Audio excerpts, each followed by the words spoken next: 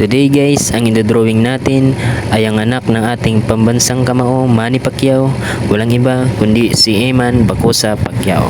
At dito sa part ng buhok ay gumamit din tayo ng electric eraser para sa mga highlights ng buhok.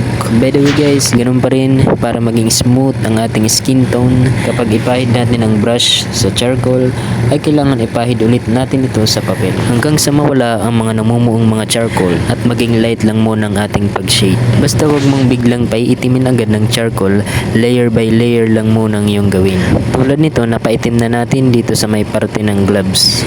Dito talaga ako nahirapan sa may gloves kasi napaka-detailed at meron pa mga stripes. At para naman sa highlights ng mata ay gagamitan naman natin ng white jelly roll pen. At yun, ito na nga ang ating final result. At kung nagustuhan niyo po mga Lodi, maraming salamat. God bless sa inyong lahat. Sa kanyang karangalan, kadakilaan at papuri.